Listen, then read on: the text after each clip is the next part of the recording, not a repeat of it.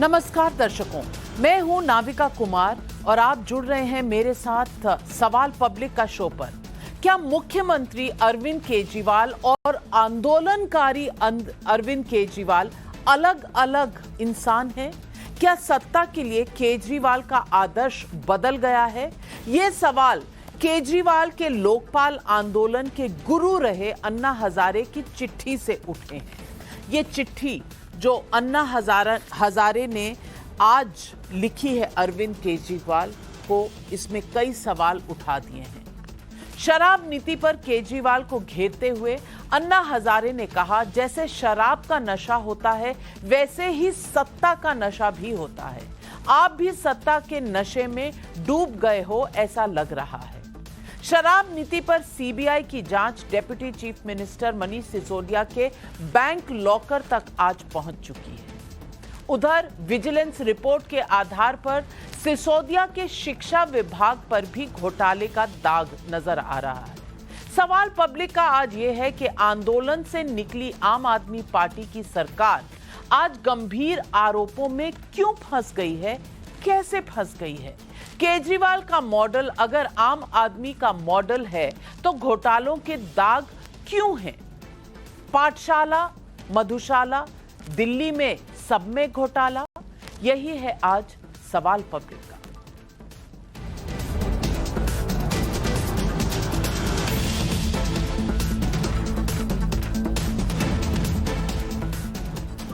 पहले शराब घोटाले और अब शिक्षा घोटाले के आरोपों के बाद अरविंद केजरीवाल इस समय परसेप्शन की लड़ाई लड़ रहे हैं और इस परसेप्शन की लड़ाई में अन्ना हजारे की चिट्ठी उन पर बड़ा प्रहार है। लेकिन इस चिट्ठी को मैं आपके लिए पढ़ूं उसके पहले आप जान लीजिए कि केजरीवाल के पॉलिटिकल मूव्स इस वक्त क्या हैं। केजरीवाल ने कल दिल्ली विधानसभा में विश्वास मत रखा, जबकि उनकी सरकार के सामने ऐसी संवैधानिक जरूरत थी ही नहीं। किसी ने नो कॉन्फिडेंस मूव नहीं किया था। आम आदमी पार्टी एलजी वी.के. सक्सेना को हटाने की भी मांग करने लगी है। विधानसभा के बाहर धरना भी दे रही है। इस बीच आज जब मनीष सिसोदिया के बैंक लॉकर में सीबीआई की छानबीन हुई तो सिसोदिया ने दिल्ली विधानसभा में दावा किया कि सीबीआई को लॉकर से कुछ नहीं मिला। सुनिए मनीष सिसोदिया। सारे प्रश्न इनके झूठे हैं, सारे प्रश्न इनके मनगढ़ंत हैं, कोई फैक्ट नहीं है। 14 घंटे तक मेरे घर में सीबीआई रही। 14 घंटे में जो उन्होंने पूछा, देखना चाहा देखा, पूछना चाहा पूछा, मैंने हर प्रश्न का जवाब दिया। जेपी नड्डा जी सीबीआई भेजी थी, उसी से पूछ लो। प्रधानमंत्री जी ने सीबीआई मेरे घर पे भेज दी, वहां कुछ नहीं मिला। प्रधानमंत्री जी की सीबीआई को मेरे बैंक लॉकर में तलाश लिया, वहां भी कुछ नहीं मिला कि मुझे कह सकें ये भ्रष्टाचार कर रखा है, देखो ये पैसा कहां से आया, देखो ये सोना कहां से आया, देखो ये प्रॉपर्टी कहां से आई। क्लीन चिट है मेरे लिए सीबीआई की, प्रधानमंत्री जी की क्लीन चिट है। मनीष सिसोदिया सफाई दे रहे हैं, लेकिन उन पर सवालों की बौछार है। बीजेपी फरवरी 2020 की सीवीसी रिपोर्ट के आधार पर शिक्षा विभाग में घोटाले का आरोप लगा रही है। सीवीसी रिपोर्ट के मुताबिक स्कूलों में अतिरिक्त क्लासरूम बनवाने में लागत को 17 से 90% तक बढ़ा दिया।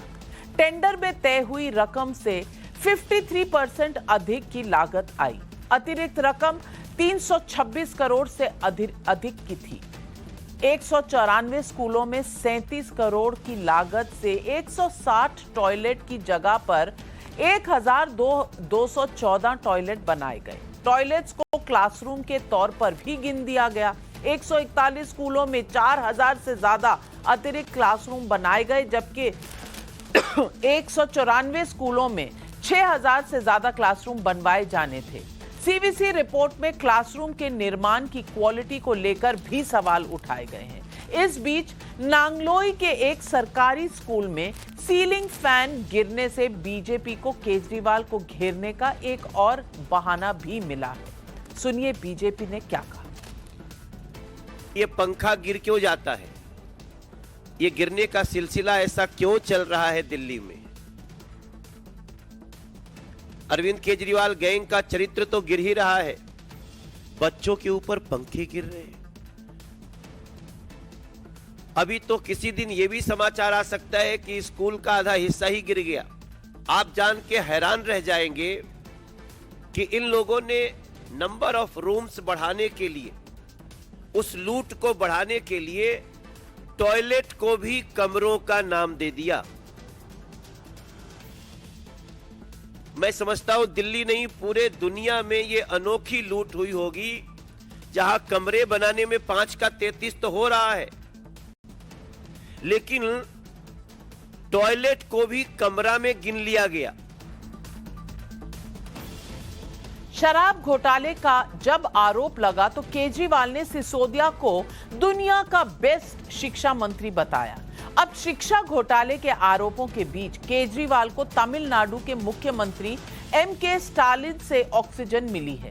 केजरीवाल और स्टालिन 5 सितंबर को तमिलनाडु में 26 स्कूल्स ऑफ एक्सीलेंस लॉन्च करेंगे, लेकिन विपक्ष के आरोपों पर राजनीति से जवाब देने वाले केजरीवाल पर अन्ना हजारे की चिट्ठी का भारी असर पड़ सकता है। केजरीवाल की शराब नीति पर सवाल उठाते हुए अन्ना हजारे ने केजरीवाल को उनकी ही किताब स्वराज में लिखी बातों को याद कराया। अन्ना हजारे ने लिखा, आपने स्वराज नाम की किताब में कितनी आदर्श बातें लिखी थी, तब आपसे बड़ी उम्मीद थी, लेकिन राजनीति में जाकर मुख्यमंत्री बनने के बाद आप आदर्श विचारधारा को भूल चुके हैं। ऐसा लगता है आपकी सरकार ने ऐसी शराब नीति बनाई जिससे शराब की बिक्री और शराब पीने को बढ़ावा मिल सकता है, भ्रष्टाचार को बढ़ावा मिल सकता है। अन्ना हजारे ने केजरीवाल पर ऐतिहासिक आंदोलन का नुकसान कर राजनीतिक पार्टी बनाने का भी आरोप लगाया है। सुनिए अन्ना हजारे जी को। म्हणजे तुम्ही दारूला प्रोत्साहन देता, अरे ते बर्बाद होते ना, म्हणून मला ते फील झालं आणि पहिल्यांदा मी अरविंदच्या विरोधात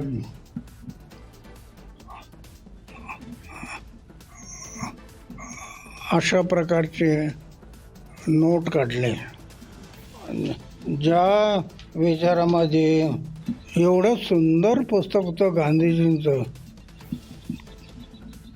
तर ते सगळं ठीक चुकीचं ठरलेलं आहे।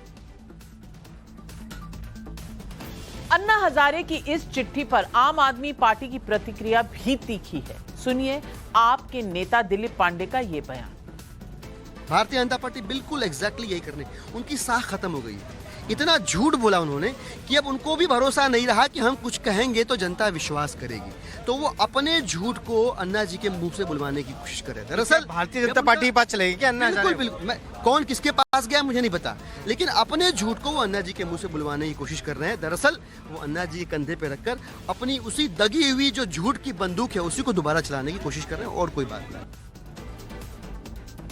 तो आज सवाल पब्लिक का है, क्या अन्ना हजारे के आरोपों से केजरीवाल को राजनीतिक नुकसान होगा? सवाल नंबर 2, क्या शराब घोटाले के बाद क्लासरूम निर्माण में भ्रष्टाचार के आरोपों से सिसोदिया की मुश्किल बढ़ गई है?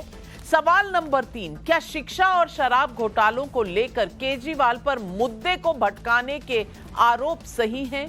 यही है आज पब्लिक के सवाल, और इन सवालों के जवाब देने के लिए हमारे साथ जुड़ रहे हैं बीजेपी के प्रवक्ता शहजाद पूनावाला, सुब्राष्ट्रा जी राजनीतिक विशेषज्ञ हैं, आशुतोष जी वरिष्ठ पत्रकार हैं, सुभ्रांश राय कांग्रेस के लीडर हैं। लेकिन मेरा पहला सवाल जाता है सौरभ भारद्वाज, आम आदमी पार्टी के प्रवक्ता हैं। और सौरभ भारद्वाज, आज आपसे पूछना चाहती हूं, 2012 में अन्ना हजारे के साथ एंड इंडिया अगेंस्ट करप्शन की जो एक पहल हुई थी, वहां से निकली आम आदमी पार्टी को आज अन्ना हजारे ने बिल्कुल इस तरह कह दिया है कि जैसे वो अपने मुद्दों से भटक गई है और उनसे उम्मीद खत्म होती जा रही है। मैं पूछना चाहती हूं सौरभ भारद्वाज जी, अपने मेंटर से ये चिट्ठी पाकर आम आदमी पार्टी क्या अब भी कह सकती है कि इन मुद्दों में कोई दम नहीं?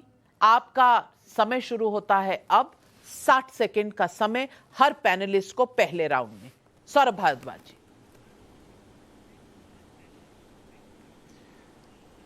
नाविका जी, मुझे लगता है कि आप तो दिल्ली कवर करती रही हैं, ये कोई पहली बार नहीं है कि अन्ना हज़ारे साहब ने ऐसी चिट्ठी लिखी है। दिल्ली के हर चुनाव में 2013 में अन्ना हज़ारे साहब ने आम आदमी पार्टी को कोसा, 15 में अन्ना हज़ारे ने आम आदमी पार्टी को कोसा, 20 से पहले अन्ना ने आम आदमी पार्टी को कोसा, और भारतीय जनता पार्टी ही उनकी चिट्ठी को लेके अति उत्साहित रहती है, उनकी चिट्ठी को लेके घूमती है। मगर इतिहास गवाह है कि राजनीतिक लाभ भारतीय जनता पार्टी को कभी इसका नहीं होता है। दूसरी बात, कल दिल्ली विधानसभा के अंदर बड़े गंभीर आरोप एलजी साहब के ऊपर लगे कि जब वो खादी ग्राम उद्योग के चेयरमैन थे तो वहां के हेड कैशियरों ने लिखित में स्टेटमेंट दिया है विजिलेंस डिपार्टमेंट को कि उनके 22 लाख रुपए उन्होंने बदले और उनको दबाव दिया गया कि ये वीके सक्सेना साहब का पैसा है और अगर आप इस पैसे को नहीं बदलोगे नोटबंदी के समय में तो आपके ऊपर कार्रवाई की जाएगी, सस्पेंड कर देंगे, आपको ट्रांसफर कर देंगे।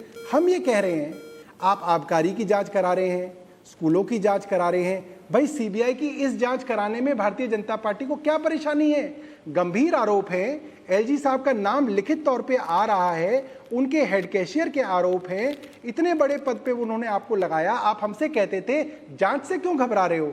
आज हम भारतीय जनता पार्टी से पूछना चाहते हैं, आप जांच से क्यों घबरा रहे हैं? जांच तो सौरभ भारद्वाज जी, सौरभ भारद्वाज जी, आपने एक समय पर, और वो तस्वीरें हैं स्क्रीन पर, वो इंडिया अगेंस्ट करप्शन में जब केजरीवाल जी अन्ना हजारे जी के नाम पर सौगंध खाते थे, उनके बारे में बात करते थे। आज आप कह रहे हैं कि वो तो चिट्ठी लिखते रहते हैं, हमारा किसी ना किसी इशू पर हमारे क्रिटिसिज्म करते रहते हैं, तो कोई फर्क नहीं पड़ता अन्ना हजारे क्या कहते हैं, बल्कि आपकी राजनीति बीजेपी के साथ है। शहजाद पूनावाला, क्या अन्ना हजारे अब आम आदमी पार्टी के लिए खास नहीं रहे?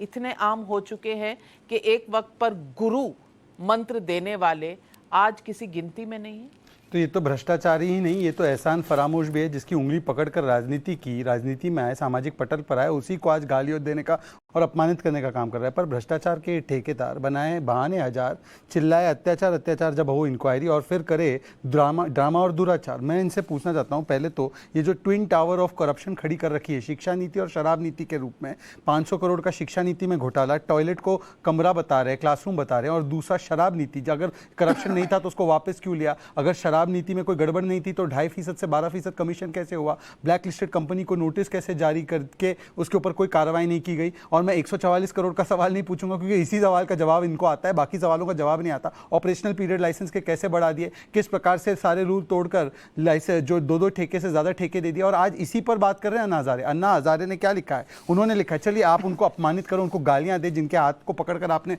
सामाजिक पटल पर कार्य किया, पर उन्होंने 2 चीजें बोली। एक चीज बोली कि स्वराज किताब में अरविंद केजरीवाल ने लिखा था कि 90% महिलाओं को मैं पूछूंगा और तब मैं जाकर ठेका खोलूंगा। क्या पूछा क्या? और दूसरी बात उन्होंने कहा था नो टॉलरेंस ऑन करप्शन। पहले बोलते थे फर्स्ट रेजिग्नेशन देन इन्वेस्टिगेशन, आज कोर्ट के ऑर्डर है सत्येंद्र जैन पे 3-3 पर no resignation, only protection of corruption. इसलिए मैं कहता हूं twin tower of corruption Delhi में जो बना है उसका बिल्डर है केजरीवाल और सिसोदिया।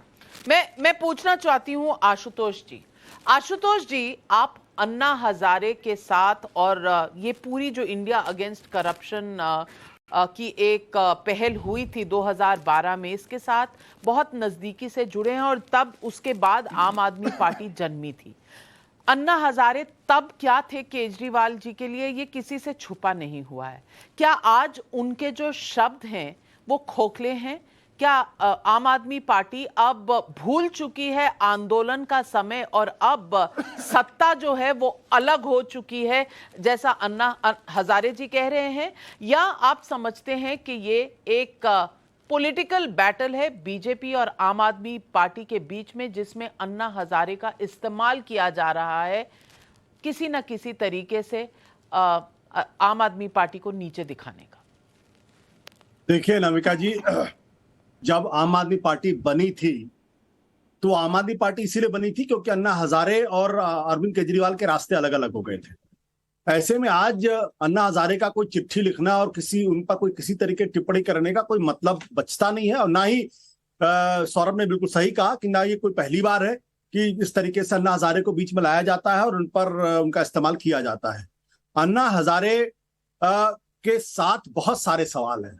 वो निश्चित तौर पर वो एक भारत के नागरिक होने के नाते वो केजरीवाल से सवाल पूछ सकते हैं, लेकिन एक सवाल का जवाब उनको भी देना चाहिए, जिस सवाल का जवाब वो कभी नहीं देते, कि जिस लोकपाल के लिए उन्होंने अनशन किया, जिस लोकपाल को लेकर उन्होंने पूरे देश के अंदर आंदोलन किया, उस लोकपाल की आज क्या स्थिति है और क्या उस लोकपाल की बहाली के लिए, उसकी सॉवरेंटी को दोबारा एस्टैब्लिश करने के लिए वो चुप क्यों है? इस सवाल का जवाब वो कभी नहीं देते। इस सवाल का जवाब उस वक्त भी नहीं दिया था जब कांग्रेस पार्टी ने बहुत ही डाइल्यूटेड फॉर्म में लोकपाल लेकर आए थे, और 2014 के बाद से जो लोकपाल, आज तो कोई जानता भी नहीं लोकपाल कौन है, उनके पास कोई मुकदमे जाते हैं नहीं जाते। तो क्या वो अन्ना हजारे का जो आंदोलन था और अन्ना हजारे जिसको लीड कर रहे थे, क्या उनको उसकी याद नहीं है? मुझे लगता है कि अन्ना हजारे को आप बिल्कुल एक अलग कॉन्टेक्स्ट में देखिए। राजनीति भाजपा और आम आदमी पार्टी के बीच में हो रही है, दोनों एक दूसरे पर हमले कर रहे हैं, दोनों एक दूसरे के खिलाफ लोगों के इस्तेमाल करने से चूक नहीं रहे। सुब्राशा जी, अन्ना हजारे लोकपाल को कमिटेड थे, ये याद है आशुतोष जी को, लेकिन ये भूल गए कि अरविंद केजरीवाल भी कमिटेड थे और आज तक दिल्ली सरकार ने लोकपाल के बारे में कुछ नहीं किया है। और ऐसा मैं नहीं कह रही, अन्ना हजारे जी ने अपनी चिट्ठी में लिखा है, लेकिन इस बात का जिक्र आशुतोष जी ने एक बार भी नहीं किया। तो मैं पूछना चाहती हूं इस वक्त कि क्या अन्ना हजारे जी अलग हुए थे केजरीवाल से इस बात पर कि वो राजनीति में आए, या पहले से ही रास्ते अलग हो गए और उसके बाद अरविंद केजरीवाल राजनीति में आए? क्या मेंटरशिप के मामले में अब केजरीवाल जी को अन्ना हजारे की जरूरत नहीं रही है, इसलिए वो जो मर्जी कह ले, इसका कोई असर नहीं होता आम आदमी पार्टी पर? नविका जी, ये तो बात स्पष्ट है कि अन्ना हजारे जी के पूरे आंदोलन को अरविंद केजरीवाल ने बतौर सीढ़ी इस्तेमाल किया और एक घाघ राजनीतिज्ञ की तरह कुर्सी पकड़कर बैठ गए। ये बात जग जाहिर है, ये बात कोई माने या न माने, देश की जनता, दिल्ली की जनता मानती है इस चीज को। अब अरविंद केजरीवाल चूंकि मुख्यमंत्री हैं तो उनसे पॉलिसी पर सवाल पूछे जा रहे हैं, उनसे नैतिकता पे सवाल इसलिए नहीं पूछा जा रहा, पूछा जाना भी नहीं चाहिए, क्योंकि लोकतंत्र में जनता ने उनको चुनकर वो गद्दी दी। लेकिन कैसे दी ये तो जनता याद रखेगी। आज आशुतोष जी को वो याद नहीं है कि उन्होंने अपने बच्चों की कसम खाई थी कि हम राजनीति में नहीं आएंगे, लेकिन आए ना राजनीति में। उसके आने का आज तक कोई लॉजिक नहीं दे पाए, बस यही कह पाए परिस्थितियां वैसी थी। तो भाई आप इतनी बड़ी बात करके क्यों निकल गए कि मैं आज के राजनीति कभी नहीं आऊंगा? कहते थे राजनीति सबको बदल देती है, तो ये चांद से उतरे हुए कोई व्यक्ति तो है नहीं, इसी पृथ्वी के व्यक्ति हैं, बदले तो ये भी हैं।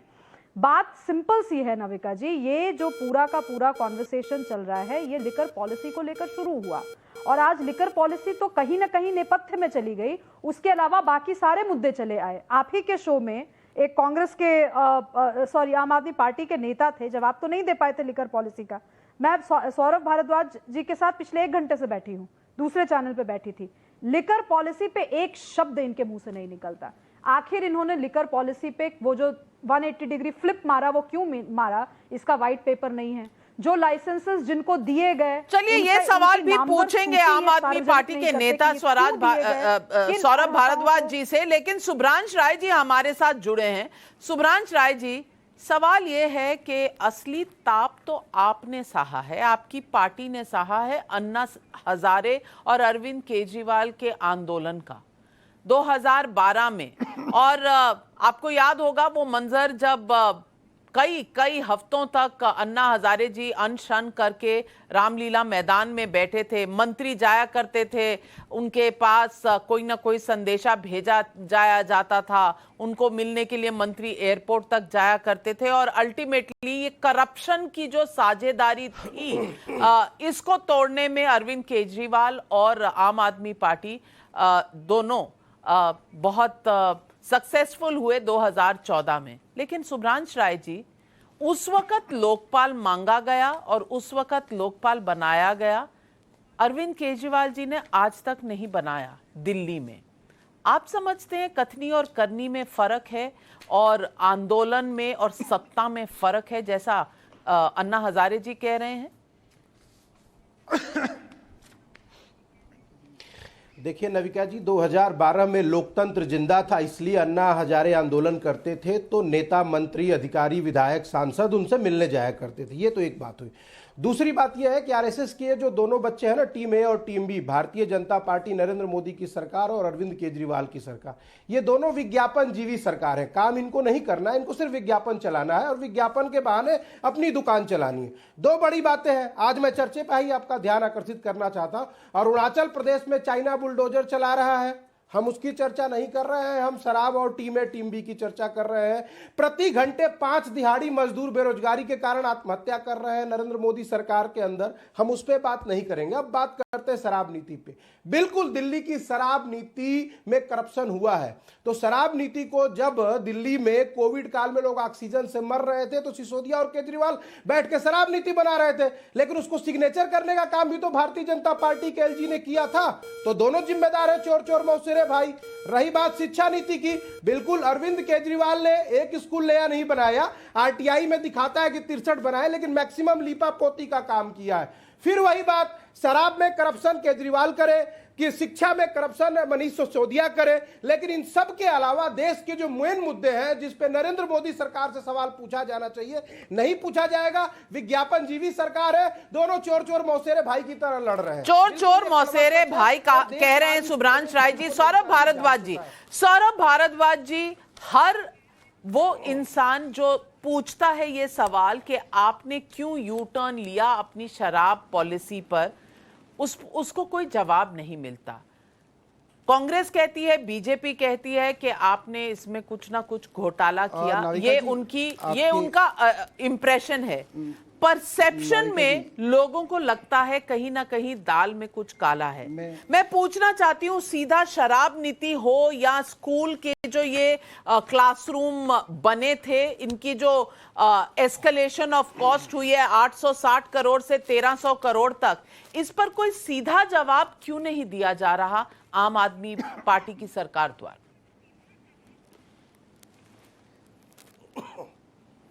अब नाविका जी देखिए, मैं आपके चैनल पे ये साबित करूंगा कि इस पे सीधा जवाब क्यों नहीं दिया जा रहा, क्योंकि जब मैं जवाब देना शुरू करूंगा तो आप मेरे जवाब को बीच में रोक देंगे, कहेंगे नहीं नहीं नहीं सौरभ अब इतना लंबा नहीं चलना है, आप उसको रोक देंगे। और यही समस्या है कि सीधा सवाल का जवाब चाहिए नहीं, मगर वो सवाल बार बार पूछना है। अगर आप मुझे कहें कि आप मुझे जवाब देंगे कि पॉलिसी क्यों वापस हुई और मुझे आप नहीं टोकेंगी तो मैं इसका जवाब दे दूं।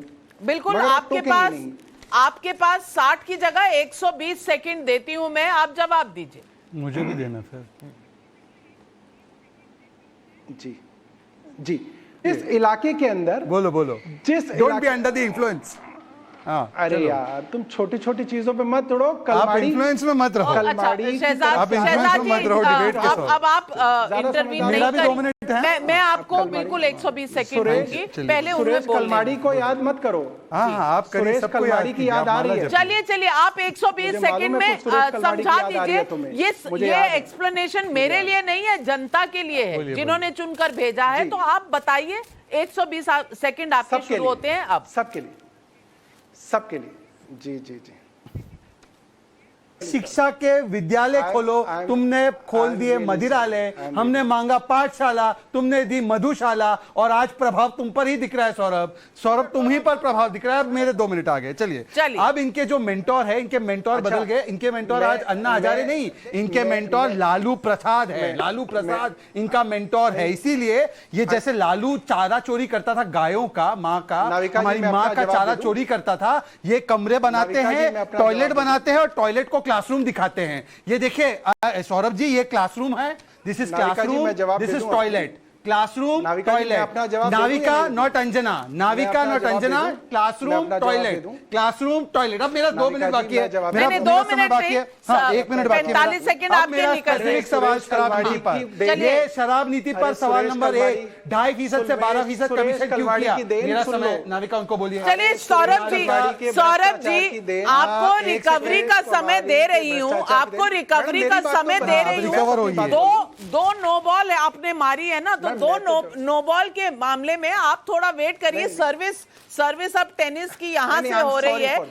इनके सवाल सुन लीजिए और फिर आपको अब जवाब का मौका देती हूं। शुरू होते हैं, स्पेसिफिक जवाब दीजिएगा। और जैसे 3 सवाल पहले पूछिए। 3 सवाल पूछ रहा हूं स्पेसिफिकली। पहला सवाल, ये शो कॉज नोटिस आपकी सरकार ने जारी किया था 2021 में, इंडो स्पिरिट्स जो ब्लैकलिस्टेड कंपनी थी, उसके ऊपर क्या कार्रवाई की आपने? अभी तक कोई कार्रवाई क्यों नहीं की? दूसरी बात, मुझे बताइए कि 30 करोड़ की ईएमडी आपने किस प्रकार से अलाउ कर दी रिफंड करने में L1 को, जबकि वो रूल के खिलाफ था? और तीसरा सवाल, जहां पे आपने टॉयलेट को क्लासरूम बनाया, उसमें 500 करोड़ का कॉस्ट एस्केलेशन 850 करोड़ से 1300 करोड़ किया बिना टेंडर के, क्या ये भ्रष्टाचार? ये लोक आयोग की भी रिपोर्ट है, सीवीसी की भी रिपोर्ट है। चलिए 3 सवाल स्पेसिफिक आंसर्स। सौरभ भारद्वाज और मेरा नाम नाविका कुमार है। अब भाग जाएंगे। नाविका जी, आई एम रियली सॉरी, मैंने आपको अंजना कहा, मेरा कोई आपको गलत कहने का इरादा नहीं था। कोई बात नहीं। अब मैं आपका पहला सवाल जो था, जो आपने बेसिक सवाल पूछा कि ये पॉलिसी वापस क्यों ली, इसके बारे में जवाब दे देता हूं। मैं आपको जवाब देता हूं। देखिए, इस पॉलिसी का मूल आधार ये था, दिल्ली के अंदर करीब 60% एरिया ऐसा था जहां पे वाइन शॉप्स होती थी, 40% ऐसा एरिया होता था जहां पे वाइन शॉप्स बिल्कुल नहीं होती थी। पटपड़गंज में एक ऐसी मॉल थी जिसमें 18 दुकानें थी। हमारे साउथ दिल्ली के ऐसे कई सारे वार्ड्स थे जहां पे 10-10, 12-12 दुकानें थी। और बहुत सारा एरिया था, बुराड़ी, किराड़ी, बादली, नरेला, संगम विहार, ऐसा बहुत सारा एरिया था जहां पे लोग वाइन पीते थे, मगर नॉन ड्यूटी पेड इलीगल शराब माफिया द्वारा प्रोवाइड की जाती थी। तो सरकार को एक्साइज नहीं मिलती थी। शराब बिकती थी जैसे गुजरात में बिकती है, मगर एक्साइज नहीं मिलती थी जैसे गुजरात में एक्साइज नहीं मिलती, लोगों की जेब में पैसा जाता है। गवर्नमेंट ने यह कहा कि हम 849 दुकानों को उतना ही रखेंगे, उनको इक्वली डिस्ट्रीब्यूट करेंगे ताकि नॉन एक्साइज पेड वाइन कहीं पे ना बिके। और उसके अंदर टेंडर दिए गए। टेंडर जो है गवर्नमेंट ऑफ इंडिया की वेबसाइट के ऊपर दिए गए। लोगों ने वो टेंडर भरे। 32 जोन के अंदर वो टेंडर जो पहले 6000 करोड़ के आते थे एक साल के अंदर रेवेन्यू, वो टेंडर 9,500 करोड़ का आया। ये ऑन रिकॉर्ड है, आप फैक्ट चेक कर लीजिएगा। उसके अंदर उन्होंने एडवांस 25% पेमेंट भी कर दी 9,500 करोड़ रुपए के हिसाब से, कि एक साल का हम 9,500 करोड़ देंगे। मतलब 6,000 से 9,500 करोड़ का इजाफा, मतलब करीब करीब 58% का रेवेन्यू का इंक्रीज हुआ। अब जब 17 नवंबर 2021 को शॉप्स खुलनी थी, जिन्होंने 9,500 करोड़ का एडवांस भर दिया, जिन वेंडर्स ने, जिन लाइसेंसीज ने, उन्होंने दुकान खोल ली, दुकान के अंदर माल भर लिया। 2 दिन पहले एलजी साहब ने उस पॉलिसी के अंदर यू टर्न ले लिया बिना कोई कारण बताए कि इस 40% एरिया के अंदर तो भैया कोई शॉप नहीं खुलेगी। अब जिस लाइसेंसी ने अपना पूरा पैसा कमिट कर दिया, टेंडर ले लिया, आपका रेवेन्यू 58% बढ़ गया, का एक भी जवाब नहीं। आधा दर्जन पिटीशन लेके हाई कोर्ट गए। अंजना जी, ओ सॉरी, नाविका जी, हाई कोर्ट के अंदर सॉरी वो सारा का सारा थोड़ी ज्यादा, हाई कोर्ट के अंदर वो मामला चला। सॉरी नाविका जी, 2 मिनट हो चुके हैं। पैसा जो है 2 मिनट हो चुके हैं। बताइए सवाल का जवाब। चलिए, आपने ये बताया और मैं आपको 2 मिनट में बताऊंगी कि एक्साइज अगर पहले कुछ हिस्सों में नहीं मिल रही थी तो अब तो कहीं भी नहीं मिल रही। वो लेखा जोखा मैं आपको बताऊंगी। लेकिन 3 सवाल जो और पूछे गए थे कि आपने बैंड कंपनी पर क्या एक्शन लिया, अर्नेस्ट मनी डिपॉजिट क्यों वापस किया, और एक जवाब। तीसरा सवाल था कि 500 करोड़ का कॉस्ट एस्केलेशन स्कूल के कंस्ट्रक्शन में हुआ बिना टेंडर के, और वो भी उन्होंने अपना जैसे 2 ट्विन टावर खड़े किए ना, शराब नीति का घोटाले का और स्कूल घोटाले का, वो किया। इन्होंने ये नहीं बताया होलसेल गवर्नमेंट के हाथ से लेकर फ्यूल दे दिया वहां पे प्राइवेट में। इन्होंने ये नहीं बताया ऑपरेशनल पीरियड लाइसेंस का क्यों बढ़ा दिया। इन्होंने ये नहीं बताया equal distribution of liquor, not equal distribution of school, not equal distribution of water, but equal distribution of liquor इनकी प्राथमिकता थी, ये की सोच थी। मैं इनसे पूछना चाहता हूं कि बताइए क्या नहीं, देखिए अब नाविका को नाविका बोलने से काम नहीं चलेगा। अब तो ये बताना पड़ेगा कि आपने मांगी हमने पाठशाला, मधुशाला, सवाल तो एक करोगे ना, के बदले मधुशाला। संबित की एक्टिंग मत करो। संबित की एक्टिंग नहीं, मत करो। ये एक्टिंग संबित नहीं पात्रा है। की एक्टिंग ये करने से लोगों संबित ने पात्रा नहीं आपको बनोगे तुम। रिएक्टिंग संबित दिया है, पात्रा की एक्टिंग करने से नहीं आपने बनोगे। पाठशाला के बदले Original टॉयलेट बनाया, माफ कीजिएगा, माफ कॉपी कीजिएगा, मत करो। मैं ये अरे दो संबित पात्रा पार्टियों की के कॉपी बीच मत में करो। ये दो संबित पार्टियों के पात्रा की बीच में कॉपी करने मजाक से का संबित मुद्दा पात्रा नहीं नहीं बनोगे। बनाना चाहती। Original सौरभ रहो। भारद्वाज जी, ये इस स्टेट के, इस राज्य के बच्चों की पढ़ाई का मामला है, और पढ़ाई के मामले में अगर विजिलेंस डिपार्टमेंट पूछ रही है कि आपने क्लासरूम बता दिया टॉयलेट को, तो क्या इस पर सवाल नहीं पूछा जाना चाहिए? और अगर लोग ये कह रहे हैं कि इतने सारे आपने क्लासरूम बना दिए जिसकी गिनती नहीं दिखाई दे रही, जिसकी फिनिश पीडब्ल्यूडी ने बताया है वैसी नहीं बनाई गई है, जिसमें कॉस्ट एस्केलेशन हुआ है, जहां पंखे गिर रहे हैं बच्चों के ऊपर, तो क्या इन चीजों पर सवाल पूछे नहीं जाने चाहिए? नाविका जी, आप जो भी सवाल पूछ रहे हैं वो जब दिल्ली के लोग सुन रहे होंगे ना, उनको ये बात समझ में आ रही है। मेरा यहाँ पे मकसद जो है किसी भारतीय जनता पार्टी के प्रवक्ता को कन्विंस करना नहीं है, मगर दिल्ली के जो लोग, जिन आम लोगों के बच्चे उन स्कूलों में जाते हैं, उन बच्चों को मालूम है कि किस क्वालिटी के स्कूल बने हैं, किस क्वालिटी के टॉयलेट्स बने हैं, कितना अरे भाई साहब, ये तस्वीर देखो नांगलोई की, किस तरीके पंखा गिर रहा है स्कूल में, पंखा गिर रहा है स्कूल में। जरा कैमरामैन जूम कीजिए इनको, जो बेहतर हो ये रहे बच्ची हैं, बेचारी अस्पताल में है, लोग जानते हैं। और इन्होंने ठेकों जितना भी शोर का मुनाफा 1000 गुना बढ़ाया, और जो सरकारी मुनाफा था, प्रॉफिट था, उसको 4000 गुना कम किया। ये रिवर्स रॉबिनहुड है, ये गरीबों से लेते हैं और अमीरों को देते हैं। ये तो आपके टाइम्स नाउ नवभारत के शो में से हुआ था कि एक जो 750 ml की बोतल है उसमें 33 रुपए से 350 रुपए प्रॉफिट कर दिया रिटेलर का, ठेकेदार का। बच्चों के अंदर वो जो गरीबों के बच्चे वहां पढ़ रहे हैं, अच्छा, गरीबों के बच्चों को स्कूल चाहिए था कि टॉयलेट बना के उसको स्कूल बोलना चाहिए था? गरीबों के बच्चों को मधुशाला चाहिए थी या पाठशाला चाहिए थी? गरीबों के बच्चों को ठेके चाहिए थे या किताब चाहिए थे? टॉयलेट भी चाहिए, स्कूल भी चाहिए, किताब और दिया आपने शराब, स्कूल भी चाहिए। इन गरीबों के बच्चों ने आपको कई बार रिजेक्ट किया। हाँ, तो वैसे तो पूरे देश के गरीबों ने आपको कई बार रिजेक्ट कर गरीबों दिया के है। बच्चों ने आपको रिजेक्ट किया है। तो पूरे देश ने रिजेक्ट किया है। 3 सीटें दी हैं, आपको 3 सीटें दी हैं।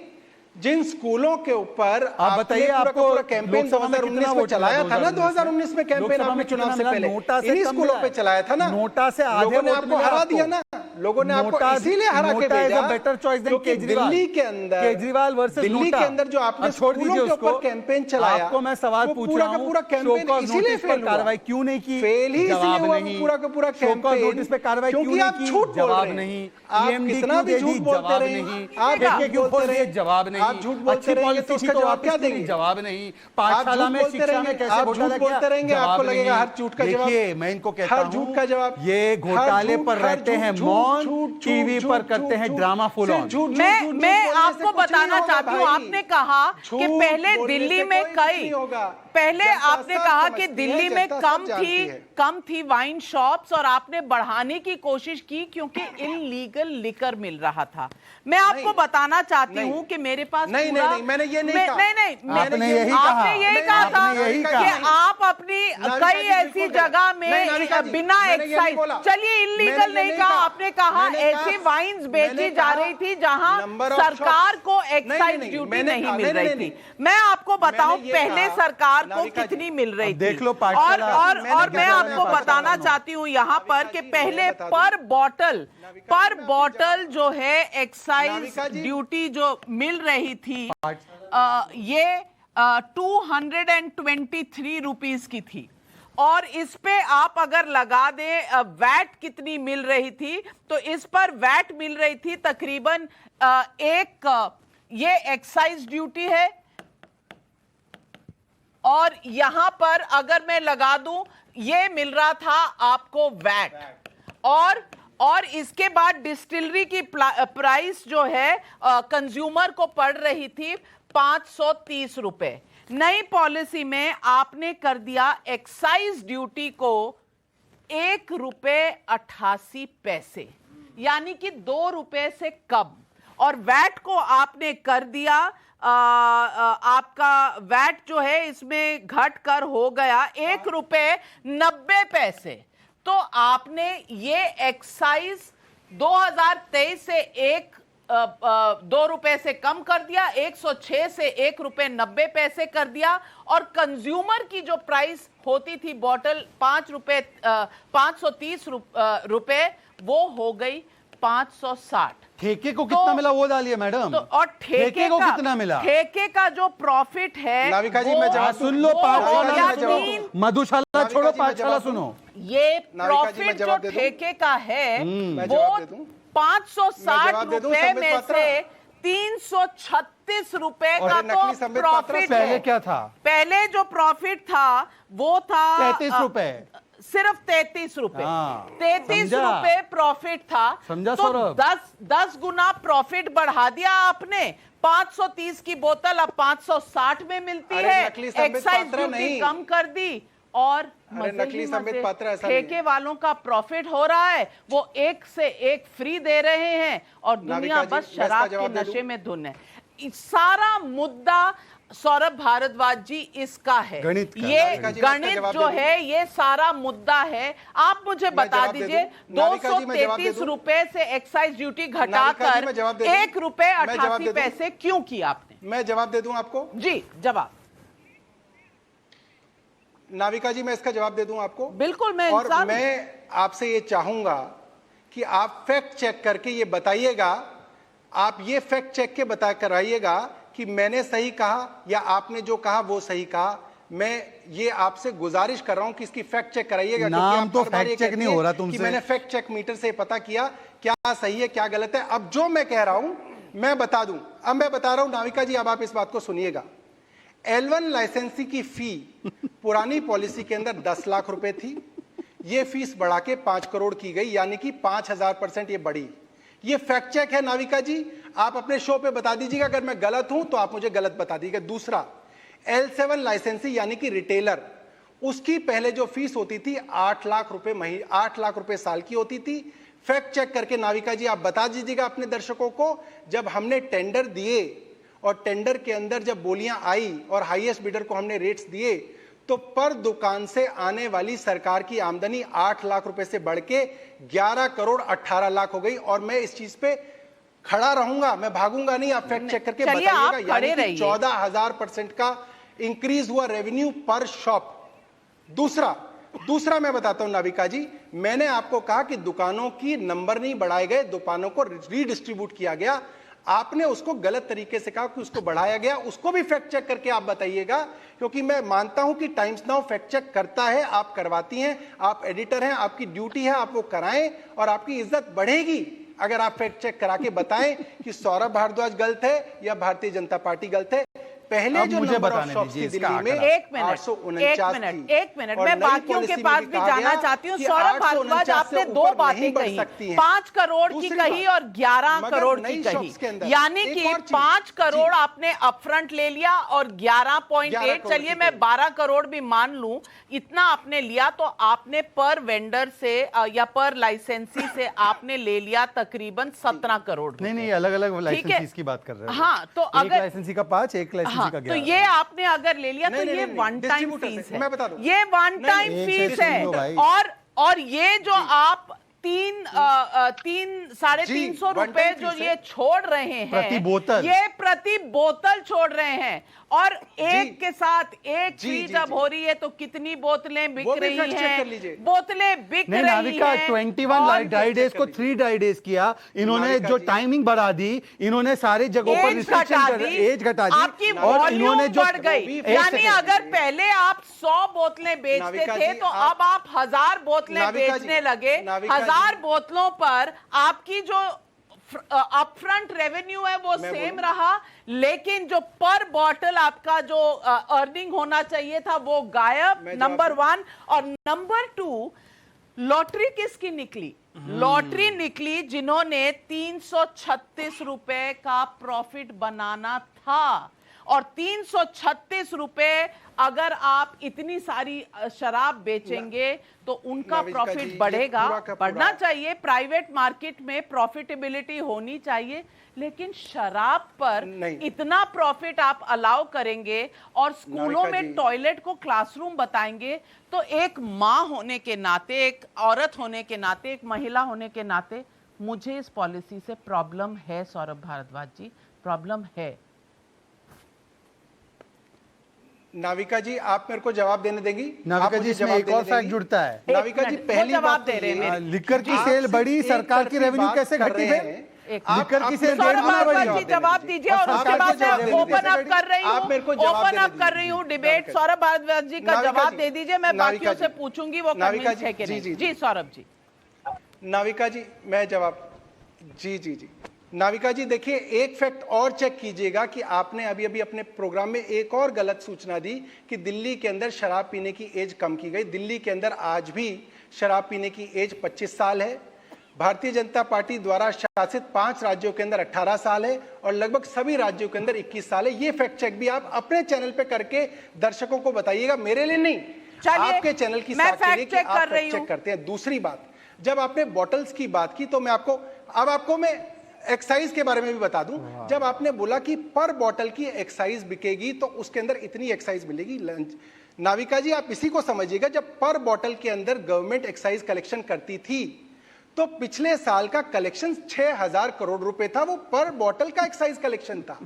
इस साल जब पॉलिसी आई तो हमने कहा हम पर बॉटल का एक्साइज कलेक्शन नहीं मांग रहे, आप हमें अपफ्रंट बता दीजिए कि आप सरकार को कितना उसी में एक्साइज तो देंगे। रेवेन्यू लॉस हुआ वो बॉस। 6,000 करोड़ से बढ़ के 9,500 करोड़ का कमिटमेंट उन्होंने पहले ही कर दिया। मिले कितने? उन्होंने 9,500 करोड़ का पहले ही कमिटमेंट कर दिया।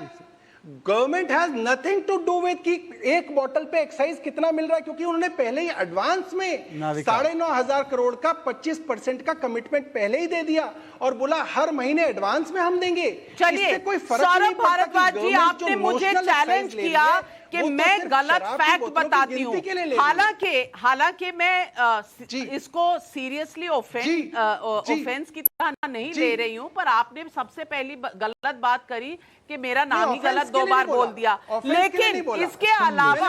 इसके अलावा लाई डिटेक्टर टेस्ट मेरी की गलती प्रथा है और लाई डिटेक्टर टेस्ट के घेरे में सौरभ भारद्वाज आप आ गए, क्योंकि आपने मुझ पे आरोप लगाया कि दिल्ली की सरकार ने ड्रिंकिंग एज घटाई नहीं है।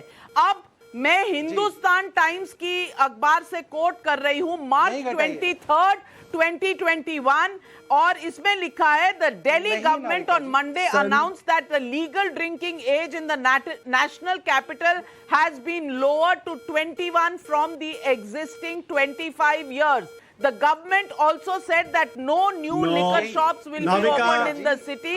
There will be no government liquor stores in Delhi. Deputy Chief Minister Manish Sisodia said at a press conference while talking about changes to the excise policy approved by the cabinet. Saurabh Bhardwaj ji, मैं गलत नहीं बोल रही। Economic times में लिखा है, Hindustan times में लिखा है, हिंदू अखबार में लिखा है। आप लाई डिटेक्टर फैक्ट चेक आप मुझसे करवा रहे हैं। आज गलत फैक्ट आपने बोले हैं। मैं आपको जवाब दे रहा हूं जी नाविका जी, मैं आपको जवाब दे रहा हूं। मैं जवाब दे दूं नाविका जी? क्या जवाब होता आप है? अपने चैनल पे देखिए जा, मैं खुद ये बात कहता था कि दिल्ली के अंदर 21 साल है। मैं खुद ये कहता था कि 21 साल है, मगर कुछ दिनों पहले मनीष सिसोदिया जी ने खुद बताया कि सौरभ तुम 21 साल पे लड़ते हो कि भारतीय जनता पार्टी के स्टेट्स में 18 साल है, क्योंकि पहले कहते थे दिल्ली में 18 साल है और मैं कहता था दिल्ली में 18 नहीं 21 है, क्योंकि मैंने अखबार पढ़ा था। और मनीष जी ने बताया कि जो नोटिफाइड एज है आज भी कानूनन दिल्ली के अंदर अभी भी 25 साल ये व्यक्ति गोल पोस्ट चेंज करते हैं भाई, आज भी 25 साल है। चलिए, मार्च में सिसोदिया जी कहते हैं, नहीं आप इस पर और सुनिए। मार्च में सिसोदिया जी कहते हैं लोअर करो और फिर एक्साइज डिपार्टमेंट जनवरी 2022 में करती है वापस 25 करो। अब किसको माने किसको ना माने। और आशुतोष जी अब मैं पूछ रही हूँ आपसे, सिसोदिया जी ने कैबिनेट की अनाउंसमेंट करी, उसे ना माना जाए, एक्साइज डिपार्टमेंट को ना माना जाए, कैलकुलेशंस को ना माना जाए। मैं पूछना चाहती हूं, क्या ये एक्साइज पॉलिसी सवाल नहीं खड़े करती? नाविका, जो अभी मैंने भी गूगल किया है, जो ओरिजिनल सोर्स ये कहता है कि दिल्ली में 25 साल है। जनवरी 22 में बढ़ाई गई, मार्च 2021 में मैं लेटेस्ट आपको बता रहा हूं। कॉन्फ्रेंस में सिसोदिया ने कहा है। नहीं, मैं सिसोदिया पे जा ही नहीं रहा हूं। आप गूगल करिए जिसमें ये लिखा हुआ drinking age in India, and then सारे स्टेट्स की उसमें ड्रिंकिंग एज दी हुई है। अंडमान में 21 साल है, आंध्र प्रदेश में 21 साल है, अरुणाचल प्रदेश में 21 साल है, असम में 21 साल है, बिहार में, बाकी स्टेट्स की बात नहीं कर रही, छत्तीसगढ़ में 21 साल है, दादर नगर हवेली में 21 साल है, दामन दमन 21 साल है, दिल्ली में 25 साल है, ये साउंड बाइट आम आदमी पार्टी के ट्विटर हैंडल पर है। ये साउंड बाइट आम आदमी पार्टी के ट्विटर हैंडल पर है। 1 मिनट, और मैं ये सुना रही हूँ आशुतोष जी, 1 मिनट, ये सिसोदिया जी की साउंड बाइट है।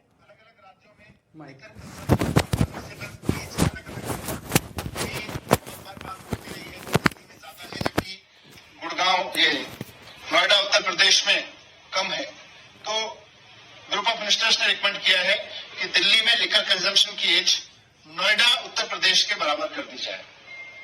दूसरा एक फैसला लिया है कि एज गेटिंग होगी।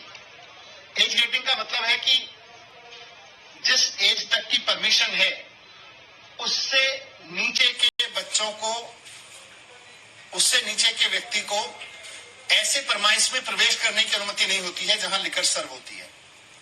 यानी कि रेस्टोरेंट्स खासतौर से जहां बार्स हैं या लिकर कंजम्पशन अलाउड है, जहां पे जिनके पास परमिशन है लिकर कंजम्पशन का, उन रेस्टोरेंट्स में केवल अगर अकेले बच्चे आते हैं तो 21 साल से कम के बच्चे को, जो भी एज लिमिट है उससे कम के बच्चे को प्रवेश करने की अनुमति नहीं होगी।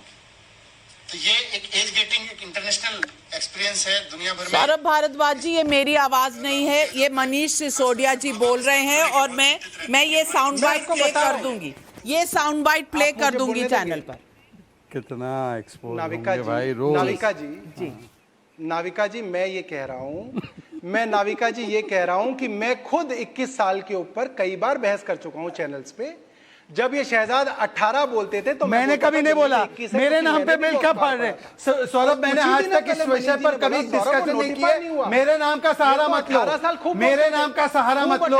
मैंने कभी ये लाइन ऑफ डिस्कशन मेरी नहीं रही है। नाविका, मैं आपके रोज शो पर आता हूं। मैंने इनको झूठ, मैंने कभी नहीं बोला, इनका झूठ कई बार पकड़ा। मैंने ये लाइन ऑफ डिस्कशन नहीं किया। चैलेंज करता हूं इनको कि कल आपके शो पर सुब्रांश राय जी भी हमारे साथ है। सुब्रांश राय जी, सारे मुद्दे आपके सामने हैं, जो सौरभ भारद्वाज जी कह रहे हैं, जो मैं कह रही हूं, जो नंबर बता रहे हैं, और जो मनीष सिसोदिया जी बाइट में बता रहे हैं। मुझे बताइए, इसमें मैं गलत हूं या आम आदमी पार्टी? नहीं नाविका जी, देखिए मैंने पहले ही कहा, चोर चोर मौसेरे भाई, इसमें आप बिल्कुल गलत नहीं है। ये दोनों विज्ञापन जीवी सरकारें हैं। विज्ञापन दीजिए और देश का 43 मिनट बर्बाद करिए, पाठशाला बंद करिए, बारसाला खोलिए। इसके 2 बड़े एग्जाम्पल मैं आपको देता हूँ। यही दिल्ली की सरकार है जिसने कोविड में पहले अनाउंस किया कि सिर्फ ट्यूशन फीस लगेगी स्कूलों में, और उसके बाद जब प्राइवेट स्कूल कोर्ट में गए तो दिल्ली सरकार डिफेंड करने नहीं गई। 1 साल बीतने के बाद दूसरे साल फिर से गार्जियन से पिछले साल की डेवलपमेंट फीस चार्ज की गई, पहली बार। तो दिल्ली सरकार, तो मत बोलिए, अरविंद केजरीवाल और मनीष सिसोदिया का एकमात्र एजेंडा था शिक्षा नीति का हवाला देकर दिल्ली को बेचना, एक। और दूसरा, ये सौरभ भारद्वाज क्या बार बार फिट ठोक रहे हैं कि मैंने इतना बेच दिया, इतना बेच दिया। भाई साहब, दिल्ली बनाने आए थे या दिल्ली को शराब की मंडी बनाने आए थे? आपने पंजाब तो बर्बाद कर दिया, शराब और ड्रग्स का खाता खोल के। गुजरात से ड्रग्स पंजाब चलता है, शराब गुजरात में फ्री हो गई है, ऑलमोस्ट नकली। और दिल्ली भी आपने एक के साथ एक फ्री देकर कर दिया। करना क्या चाहते हो? शराब फ्री देकर दिल्ली का निर्माण करना चाहते हो? सड़कें आपसे बन नहीं सकती, आप दिल्ली को ग्रीन कर नहीं सकते, तो एक के साथ एक फ्री दे दीजिए। इस पे आप अपनी उपलब्धि हासिल कर रहे हो, शर्म नहीं आ रही है? पहले तो आपको शर्म आनी चाहिए। पब्लिक के सवाल आ रहे हैं। राजेंद्र श्रीवास्तव वाराणसी से, देवेंद्र सिंह देहरादून से पूछ रहे हैं सवाल। आइए सुनते हैं पब्लिक का सवाल।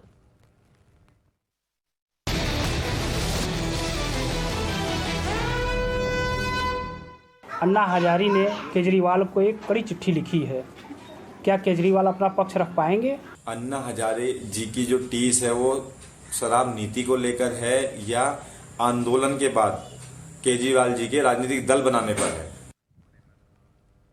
सुब्राशा जी, क्या अन्ना हजारे की जो चिट्ठी है जी, क्या उसका जवाब देना आम आदमी पार्टी के लिए जरूरी नहीं है?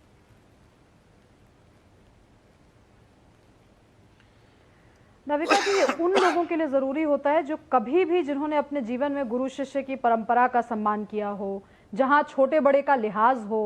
यहाँ तो सारी चीजों को छोड़ दीजिए, यहाँ तो जनता के प्रश्न का जवाब देने में एक ऐसा एहसान जताया जाता है कि हम तो भाई पिछले इतने दिनों से बैठ करके न्यूज चैनल पे बताते जा रहे हैं, ये तो जवाब नहीं देने वाले। देना चाहिए लेकिन ये जवाब नहीं देंगे। आपने लिकर पॉलिसी पर ही देखा, सिंपल सा सवाल पूछा गया था, उस सवाल का जवाब देते नहीं बना, उस सवाल के जवाब में कुछ का कुछ बोलते चले गए। मैं तो अभी भी कह रही हूं, आप जारी कर दीजिए ना, उन सारे लोगों के नाम जारी कीजिए जिनको आपने लिकर लाइसेंसेस दिए, पब्लिक डोमेन में डालिए, और ये भी डालिए कि किन अर्हताओं को पूरा करते हुए आपने उनको लाइसेंस दिया, और उसके बाद पब्लिक में बहस होने दीजिए, फिर उसके बाद पब्लिक को भी निकालने दीजिए कि उन जो जिन जिन लोगों को लाइसेंस मिला उनका आम आदमी पार्टी के किन नेताओं के साथ क्या साठगांठ है, कर दीजिए ना। तो ईमानदारी के पुरोधा तो यही बन के आए थे। मुझे तो नहीं लगता कि देश की किसी ट्रेडिशनल पार्टी ने ये कहा हो कि हम देश की सबसे ईमानदार पार्टी, तो सबसे बड़ी तो यही तो थे जो ईमानदारी का सबसे बड़ा चोला ओढ़कर यही आए थे, तो ईमानदार बने ना। पब्लिक के दो और सवाल, इंद्रजीत यादव वाराणसी से, विवेक कुमार रायपुर से, और ये सवाल सौरभ भारद्वाज जी आपके लिए और शहजाद जी आपके लिए हैं, मुझे डायरेक्टर बता रहे हैं। आइए सुनते हैं पब्लिक के सवाल।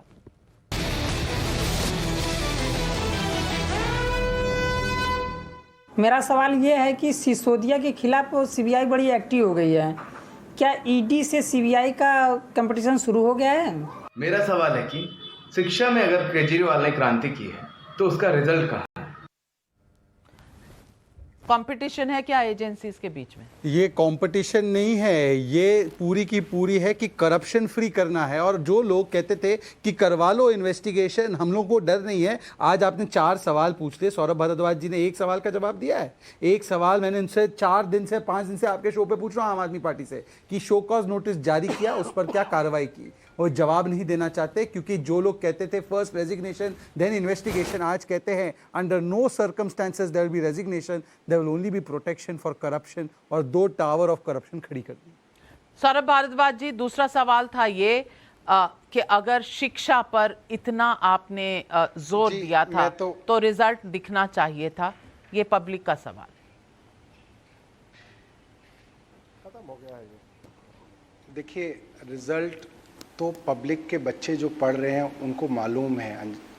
दूसरी बात, स्कूल के एनरोलमेंट के अंदर 4.5 लाख सरकारी स्कूलों के बच्चों में इजाफा हुआ है, जबकि भारतीय जनता पार्टी द्वारा शासित राज्यों में 25,000 स्कूल यूपी के अंदर बंद हुए हैं, 22,000 सरकारी स्कूल मध्य प्रदेश के अंदर बंद हुए हैं। सरकारी स्कूलों में एनरोलमेंट घटा है। 50 नए सरकारी स्कूल के बच्चों का 10th का और 12th का रिजल्ट 50 प्राइवेट स्कूल के नाम बता दो, बेहतर आता है। 50 नए स्कूल के नाम बता दो ना विधायक जी। ट्रिपल IIT के अंदर विधायक जी 50 नए स्कूल के नाम बता दो। आप आ जाओ ना, आ जाओ, आपको ले चलूंगा। ले चलने की बात नहीं, मेरे पास स्कूल में पढ़ना भी नहीं बैठा मैं, पार्टी का और देश का काम करता हूं, आपको भर्ती करा देता हूं। आओ ना, आपको भर्ती करा देता हूं। ऐसा नहीं है, मैं फ्री नहीं हूं, भर्ती करा देता हूं के लिए। अब नाम बता दो ना, सूची पहुंचा दो नाविका जी के पास। आजकल किस पार्टी का काम कर रहे हो? नाम नहीं पता आपको प्रॉपर्ली। आजकल किस पार्टी का काम कर रहे हो? कांग्रेस का कर रहे हो, बीजेपी का कर रहे हो? बता रहे हैं, कौन सी पार्टी का कर रहे हो? के नाम बता दो। अरे 22,000 गेस्ट टीचर को निकाला, 45,000 टीचर की पोजीशन वैकेंट है, 700 स्कूल में प्रिंसिपल नहीं है, 40% 9th क्लास के बच्चे ड्रॉप आउट करते हैं, 12 डीयू के कॉलेज के पैसे नहीं भरे, 40,000 ईडब्ल्यूएस की सीट नहीं भरी, जो 5% है वो घटते जा रहा है। और आपके स्कूल बहुत अच्छा बना दिया, टॉयलेट को क्लासरूम बना के बहुत अच्छा बना दिया। या बीजेपी में आ गए? 50 नए स्कूल के नाम बताओ। में आ गए या बीजेपी में? 50 नए स्कूल के नाम बताओ। 1 मिनट, कांग्रेस में हो या बीजेपी में हो? देखा, आपने कांग्रेस को पकड़ रखा है, लालू को पकड़ रखा है। आपने कांग्रेस को लिपट रखा है, लालू को लिपट रखा है। ये मुद्दा नहीं है, ये मुद्दा नहीं है। मुद्दा ये है कि क्या करप्शन पर कॉम्प्रोमाइज जरूरी है? क्या सत्ता और करप्शन में कहीं पर भी साथ छूटने वाला नहीं है? आशुतोष जी, ये सवाल पब्लिक में परसेप्शन का सवाल है, और मैं आपसे पूछना चाहती हूं, आप पत्रकार भी हैं, पॉलिटिक्स में भी रह चुके हैं, क्या बिना करप्शन के सत्ता में रहना पॉसिबल है, या देश में एक अरविंद केजरीवाल और आम आदमी पार्टी का एक्सपीरियंस देखने के बाद लोगों का कहीं ना कहीं पॉलिटिक्स पर सवालिया निशान और बना रहेगा। बट नमिका, ये सवाल अरविंद केजरीवाल से क्यों पूछा जाता है? ये सवाल तो बाकियों को तो अरविंद केजरीवाल ने कहा था सारे करप्ट हैं, इसीलिए अरविंद केजरीवाल दूसरा लाने वाले थे, एक नए टाइप की पॉलिटिक्स, इसीलिए पूछ रही हूं। वैसे तो सबको पूछना चाहिए।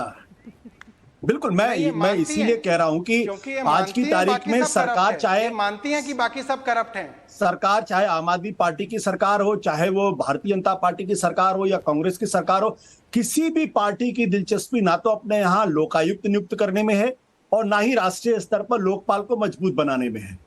क्योंकि लोकपाल और लोकायुक्त अगर ईमानदारी के साथ काम करेंगे, बिना किसी दबाव में काम करेंगे, तो राजनीतिक दलों के 2/3 से ज्यादा विधायक और सांसद वो अपने पद पर नहीं बने रह सकते। जो लोग आज की तारीख में एक चुनाव लड़ने के लिए, विधानसभा का चुनाव लड़ने के लिए 10-10 करोड़ रुपए खर्च हो रहे हैं, लोकसभा के चुनाव लड़ने के लिए 30 से 40 करोड़ रुपए खर्च हो रहे हैं। अगर वो इतना पैसा खर्च करेंगे तो जाहिर सी बात है जीतने के बाद फिर उसको उगाही तो करेंगे। इसलिए ये प्रश्न क्यों लोकपाल, मैं सवाल जो मैंने जो अन्ना हजारे के प्रश्न बहुत कम, अन्ना हजारे 5 सेकंड लूंगा। आशुतोष जी, सत्येंद्र जैन के खिलाफ 3 कोर्ट ऑर्डर है, 3 महीने से जेल में है, बेल नहीं मिली, आज भी केजरीवाल उन्हें कट्टर ईमानदार कहते हैं, इस पर आपकी क्या टिप्पणी है? जो टिप्पणी मेरी बंगारू लक्ष्मण के बारे में थी, वही टिप्पणी इस पर भी होगी। सत्य हिंदी का प्रचारक है। नहीं छोड़िए ना, ये आज भी इनका दिल कहीं और ही है। मुद्दा एक दूसरे पर उंगली उठाने का नहीं है, मुद्दा है इस देश के नागरिकों का भरोसा।